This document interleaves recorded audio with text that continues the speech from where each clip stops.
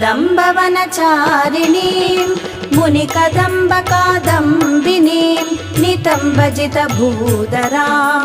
सुरनितम्बिनी सेवितां नवाम्बुरुहलोचनाम् अभिनवाम्बुदश्यामलां त्रिलोचनां कुटुम्बिनीं त्रिपुरसुन्दरीमाश्रये।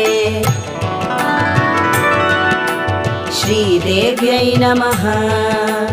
कदम्बवनवासिनीं कनकवल्लकीधारिणीं महार्हमणिहारिणीं मुखसमुल्लसद्वारुणीं दयाविभवकारिणीं विशदलोचनीं चारिणीं त्रिलोचनां कुटुम्बिनीं त्रिपुरसुन्दरीमाश्रये।